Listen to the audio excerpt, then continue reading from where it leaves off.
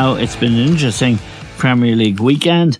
Following on, one has to say, from an international break in which a lot of players, particularly players with the top teams, were on international duty. Some of them, 3 of Liverpool's players in South America. And this week, they're going to be starting tomorrow night. They're going to be playing Champions League football. There is far too much football being played and far too much being asked, I believe, of the top players, and it really is hurting the game. To discuss the weekend's games anyway, we're joined now by John Giles. John, let's start with a game that I think was affected, and I'd be interested in your opinion. Manchester City, Liverpool, in my book, both of them would be the most threatening teams to win the championship. It was, in the end, a really good point for Liverpool. City, having had the lead, might think they've dropped 2 points. But the overall intensity that you normally expect from this fixture in recent years, I thought was missing. And we were talking to each other during the game. I think you kind of agreed with me, did you? Yeah, well, I think we said it was a bit down in certain ways. And I think we both agreed that it was down to so many matches and the players coming back a bit late for the club. It's too many games in them. And I think both sides looked a bit tired in relation to what they usually have when they play against each other, where it's really, really quick stuff. So I would totally agree with you. They've created too many competitions, whether it be club competitions, international competitions, for the players to come back, and they're playing it early in the day. When was the kickoff? 1 o'clock or something, 12:30. Yeah, 12:30. It's not on, but it wasn't like a regular City-Liverpool match. I think with the energy in it. Yeah, City came back. Liverpool came back well. City missed a few chances early on, maybe to finish the game off, but then Liverpool got a grip of it again and did really well to come back and get the equaliser. But there was a lot of stuff missing, I thought, from matches normally with Liverpool, especially the pace of the game. Yes, I thought so too. Just reflect for a moment on Haaland, John. He broke a record on Saturday, which was extraordinary. He's reached 50 goals in the Premier League in 48 matches. Yeah. It's never been done before. Yeah. He is a remarkable phenomenon. He could have made it 51, actually. He had a chance. But he is an extraordinary player because he doesn't get many touches of the ball during a game. He can be out of it for ages, and bang, the net bulges and it's him. Well, funny enough, I think if he played for Liverpool, Eamon, he'd get more of the ball. Yeah. But he mightn't score as many goals. Might not. Right. Because City, the way they play, they create... He's not in the play, in the general play, most of the time. Yeah. But they've got so many good players that they create chances for them. Because they never play a ball up to him to hold it, to bring players in. Yeah. Right? So I think if he played in a lesser team, not just Liverpool, any team, he'd get more of the ball, but probably wouldn't score as many goals. Right. Now, there's one new player in City's team, Jeremy Doku. He's Belgian. Yes. He's a winger, and he's a proper winger. He can take players on, and he's got pace and intent, and he's a good crosser of the ball. He looks a real find. Yeah, he's good. He's been in the long time he's come. I think he's only a young fella as well. Yeah.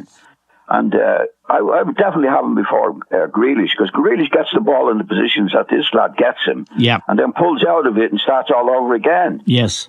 When this lad gets it, Eamon, he's going at the fullback straight away. Yeah. There's no getting... Well, now and again he pulls out and gives it back, but very seldom. Most of the time he gets it, and he can do it. He's very quick, he's very strong, very determined. I think he'd be a winner. And he can create goals for Haaland. He can, yeah. And for anybody, he looks like a really top player. Would you agree with me, John? It's a bit early to be making this call, but I think they are the 2 best teams in the league.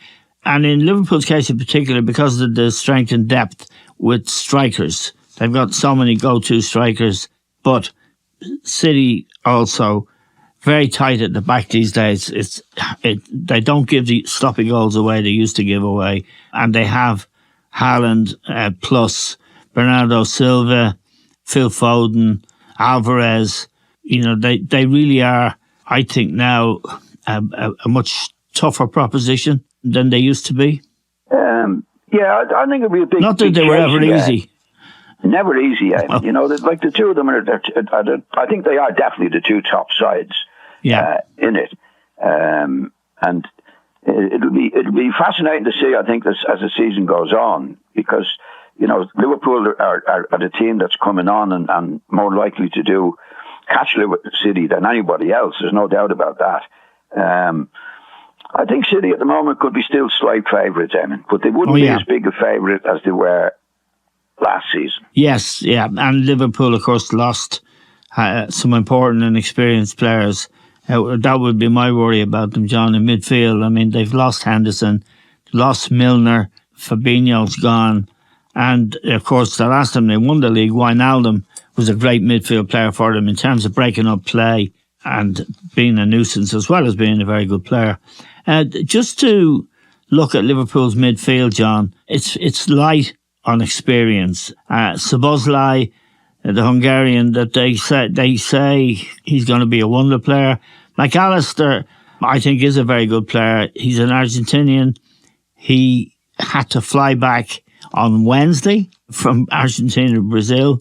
He played, but he didn't make much of a contribution. He could be in the game a lot more than I feel he is. And Jones, who is a young Liverpool player who I think isn't going to go all the way, and he was substituted, and they brought on a guy who I really fancy, Gravenberch. He's a Dutch player. Yeah, well, they sold all the players, and I think rightly so. I mean, Henderson, I think, and a couple of the players you mentioned were past their best. Yeah. So they had to get players in, and he said quite a young midfield. Yes. They could probably do with a really, really experienced top class player in there. Well, who couldn't, you know? Yeah.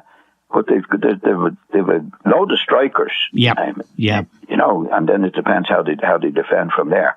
I think it's going to be a tight battle between City and them. I can't see anybody else really, really challenging them, Eamon, to be quite honest, in at the top. One problem for Liverpool, Mo Salah, the African Cup of Nations could be away for as long as 6 weeks, and the heat in that competition is amazing, suffocating. That's a blow for Liverpool. They have Diaz, of course. All the internationals are a blow to the top teams. I mean, you know, you get the top teams, obviously, and the way the game is at the moment, we've got a lot of foreign players in all of the teams. Once they play internationals, they have to be released as well. As you say about Salah, he could be away for 6 weeks. You know, this is crazy stuff. Yep. You know, it's really crazy stuff. Not just for Salah and that, but the amount of competitions they have, World Cup, internationals, Champions League, then 2 other leagues. You know, I think it's an impossibility for them. You don't want to have a squad of about 30 to cover it now. Yeah, and there's a move now to have a World Cup every 2 years, but we'll see how that goes.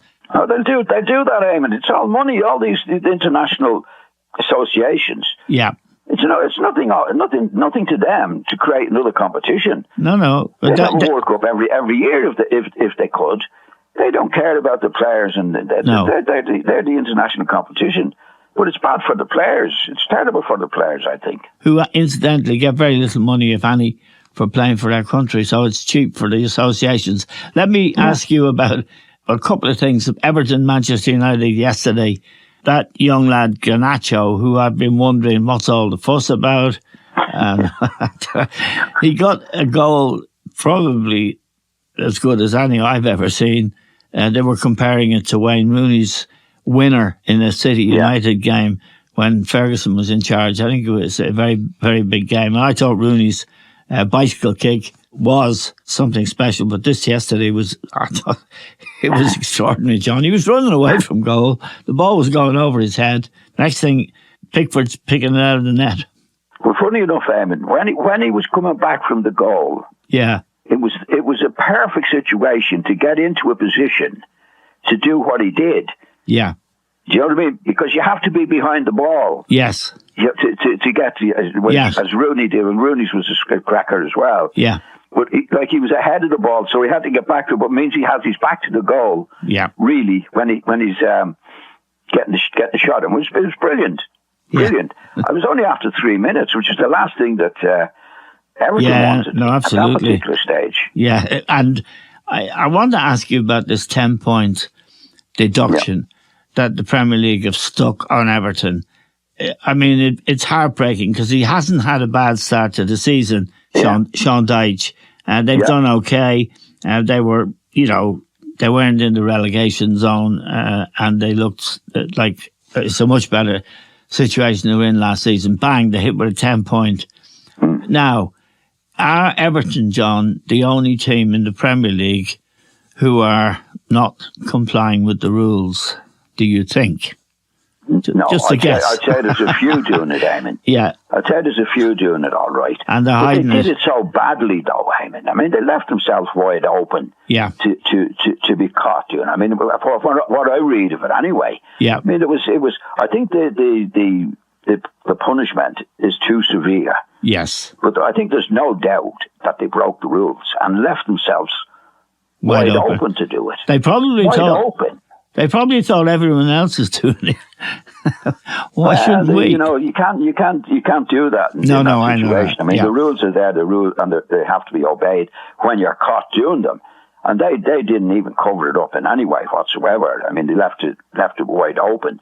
I think so, it's ridiculous, really, that some of the things that's going on. I mean, if you go back a couple of years, Eamon, when there were 6 clubs wanted to break away. Yes. Right, which was a dreadful situation. Yeah. They only got fined about 2 or 3 million. Each. Yeah.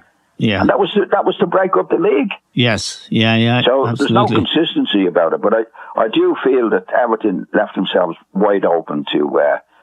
And I think the sentence has been a bit too severe. Yes, I did too. They did left it. I think once they had a look at the books, it was there in front of them. Yeah, the crowd were very angry, the home crowd yesterday, but the goal after 3 minutes, I think, took the wind out of it. I'll tell you what I can't understand. I mean, that the club or the manager, well, not so much him, are saying, well, anybody that comes to Goodison now is going to have a really, really hard time because of this situation. Yes.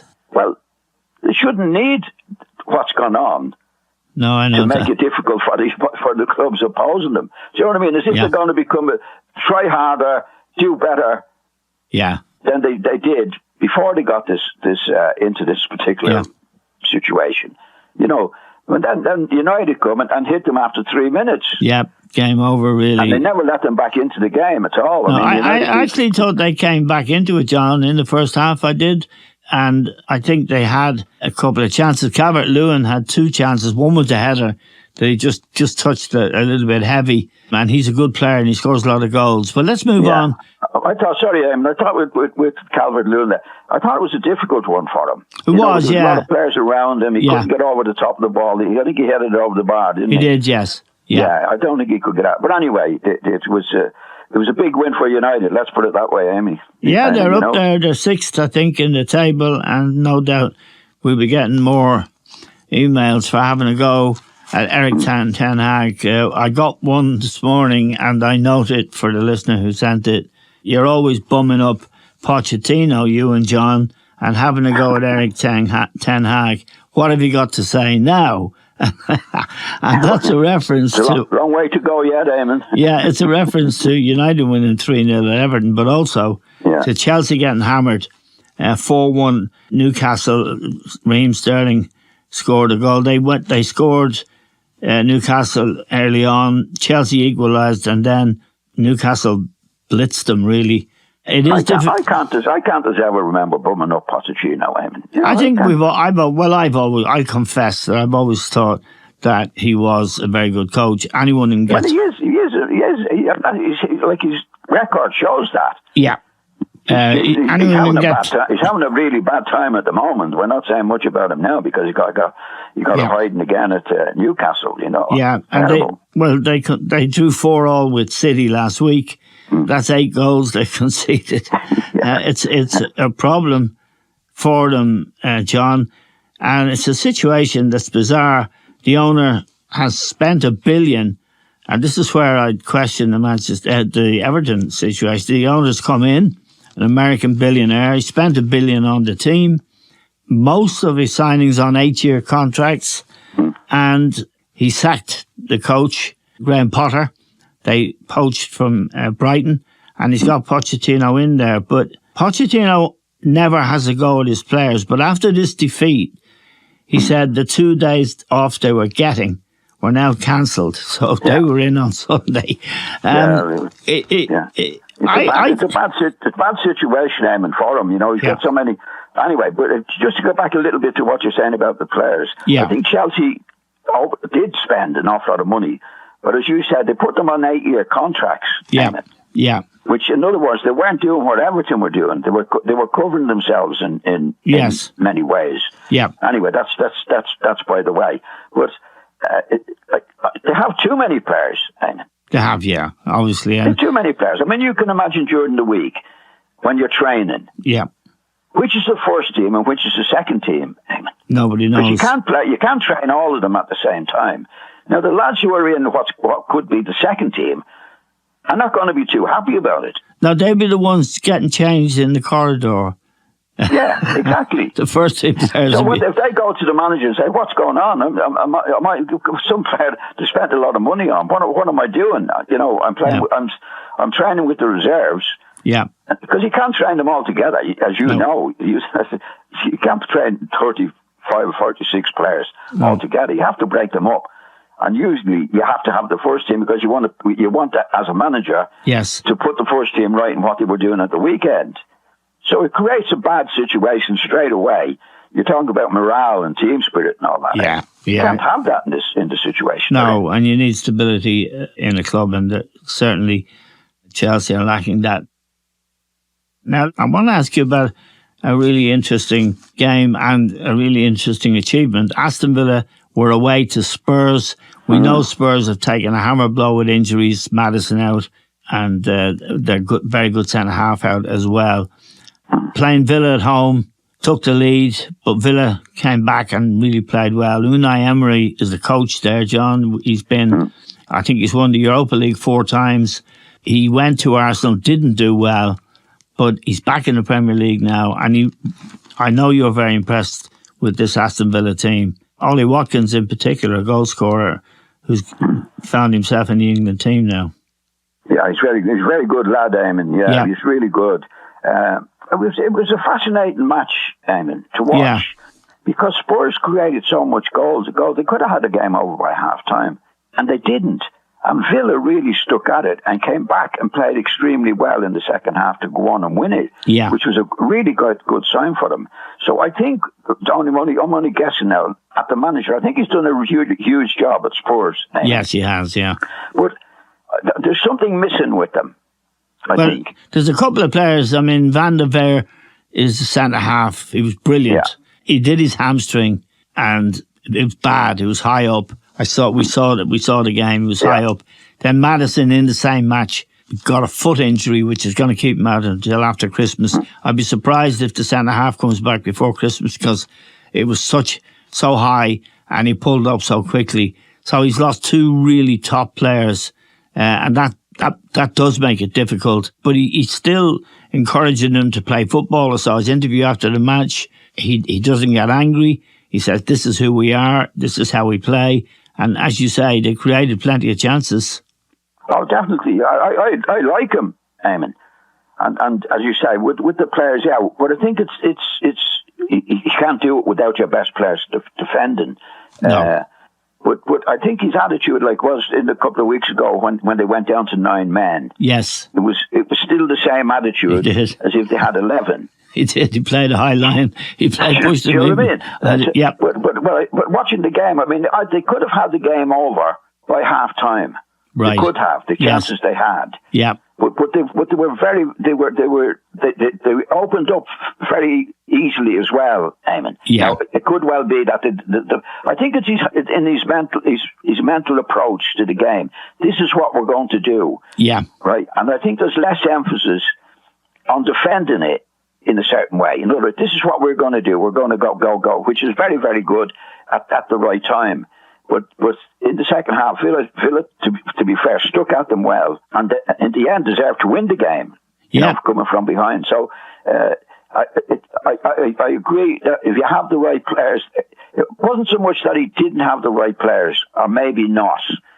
That's what he's going to do in a certain way. Do you know what I mean, Em? There's no way he's going to tie up the game. No. Say when they're winning, if there's a bit of it, looks a bit like the other team are going to get on top. Yeah. It is like, no, this is what we do. This is what we're going to do. This is what we're going to keep doing. Yeah, and he's got a nice disposition as a man. Let's talk about the result that surprised me most of the weekend was Newcastle hammering Chelsea, because I thought Chelsea may have turned a corner. But the other sort of game that was fascinating, and we haven't talked about the team that's top of the league, it's Arsenal. Away to Brentford, John. Yeah. And they nicked it in overtime. It was 8 minutes overtime, which is only making things worse for players now. Sometimes it's 10 or 12 minutes overtime. I don't see Arsenal winning it, do you? I think to be there, well, they're bound to be thereabouts, I mean. Yeah. It wouldn't surprise me. I haven't been a fan of Arteta all the time, particularly when he was moaning at the referees and all the various things. On Saturday, was it Saturday they played? Yes, Saturday evening, yeah. Yeah, I was very impressed with them, Eamon. Right. Kept doing it, kept playing. Kept playing, and did it, as you say, going well into the game. Yeah. But they never stopped trying to play and try to get at them. There was no whipping it into the box and too early and all that. I was really impressed with them. Right. At the weekend. I thought it was a good performance. They're up against it at the moment because of Liverpool and City. Man City are there. And they're there with them. But I thought they were very, very impressive. It was very mature performance. They could easily have sat whacking it into the middle and maybe lose a goal on the break. Yeah. But it was very good, Eamon. They kept at it, right into injury time.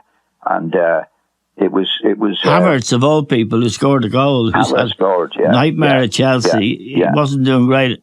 I was very impressed with them, Eamon. I thought it was a game that they could have started whacking it into the middle. They might have lost a goal, but they stuck at it in the right way, right up to the end. Yeah. And that's a very, very good sign for Arsenal. Now, let me ask you about something that's caused a lot of confusion or controversy with Arsenal. This is the changing the goalkeepers, rotating them. They played Aaron Ramsdale. Aaron Ramsdale was the man in possession, start of the season. Then he decided he'd rotate him with David Raya. Yeah. Ramsdale played on Saturday. He was the man of the match. He's in the team of the week in the Irish Times. The idea of that, because Ramsdale nearly gave a goal away. He looked very nervous with the ball at his feet early in the game. Yeah. I think it's insane to rotate goalkeepers. Yeah, I do as well, Eamon. I totally agree with you. I mean, what you need with goalkeepers is to play as much as they can. Yes. Eamon, because there's some matches they've got very little to do. Yeah. And they don't play again then until the following week. Yeah. And you could get the same the next week. Now they haven't had any touch of the ball for two weeks. Yeah. You know, the goalkeepers more than anybody else on the field need to play as many matches as they can. Yeah. To keep their fitness and keep, well, not just their fitness, but the whole attitude to the game. Yeah. So I don't think you can have two goalkeepers where you can say, well, I'm putting him, which he said initially he was going to put them in every second match. He didn't do that. No. So he left the goalkeeper out. Now that's not doing his confidence any good. No. I don't see it. I think it's nonsense what he's doing. Because you want to play goalkeepers as much as you possibly can. Yes. In some matches they have a lot to do, other matches they don't have much to do. And one match they don't have much to do, they're not playing then. They haven't played for 2 weeks. Yes. In the first team. I don't get it. And I tell you what, he nearly let them down. I mean, I think he's a good lad, the goalkeeper. Yeah. On Saturday, he made a couple of good saves in the end. Yeah. The only player started to have his confidence back in the second half. Yeah. He nearly gave a goal away in the first half. He did, then he passed. He looked like a lad who was totally, totally nervous. And I could understand why, for any player, but particularly a goalkeeper, if you're going to play them every second week, not a good move. It's crazy. Just a final thought, John. I've been banging on about it for ages, demanding so much from the top players. I mean, they're out again on Tuesday in the Champions League. Yeah. And Wednesday, of course. It seems like crazy stuff that, say Newcastle, they've got to go to PSG tomorrow night. They've just come off a big win against Chelsea. But they can't go on demanding of, Manchester United, for example. They've got to go, huge game for them, away to Galatasaray. It's a game I think they have to win. Certainly it's a defeat will see them out of the Champions League. They've just played on a Sunday away to Everton. In your day, you did play a lot of matches. I remember when we were playing for Ireland, I'd say to you, you used to play 60-odd matches, was it? Yeah. But nowhere near the number of competitions. No. We were, after a couple of years, we were in the European leagues. One of them, whether it would be the First Cup or the right. And that was it. But then what we got with the matches a lot as well was obviously the League Cup and the FA Cup. Yeah. But it's nothing compared to what they're doing now. No. Over the years, as you know, they've created leagues upon leagues upon leagues. We're into, I think, 3 European leagues. We got the World Cup qualifiers, the European Cup qualifiers. It's just, that's the FA or FIFA, whoever it is, said, right, why don't we have another competition? Because it's not their players. No, absolutely. And they don't pay them. They're making the money from the players, by creating more and more matches. And what we hear in the paper is there somebody in it now trying to create even something else for more matches? Because they'd say, well, the players, so what? And the players don't get any more money for that. They don't get paid from they make a few bob from the international matches and that. But from the club's point of view, players don't and they do earn a lot of money, which is fair enough. But they don't get any extra for playing 90 matches a season compared to 50 matches a season. But you can't maintain it, Eamon. I played, as you said, we played a lot of matches, and at times it did catch up with us, but it was nothing compared to what they're doing now. It's just totally wrong. Just a final thought, John, in the week that's in it, Terry Venables, his death was announced yesterday. I think he'd been ill for quite some time and lived in Spain, a contemporary of yours and indeed of mine. And if Gareth Southgate had managed to score his penalty, they would have beaten Germany in a penalty shootout in the semi-final of the European Championship in 1996, I think. A colourful, imaginative guy who tried to change many things in the game. He had a lively mind and he did a good job with the England team, although he resigned after that, having been there for 2 years. Yeah. You would have played against him. Yeah, I played against him a lot, Eamon. He was a midfield player. Yeah. And I think he always had good ideas and could talk about it really well, great football really well when he played for Spurs. He only got 2 caps for England. He was never. I've written a couple of things here. He only got two caps, but he wasn't a great midfield player, I must say. No. He lacked some pace, Terry. Yeah. But he knew what he wanted to do, and I think he was good for players around him. Yeah.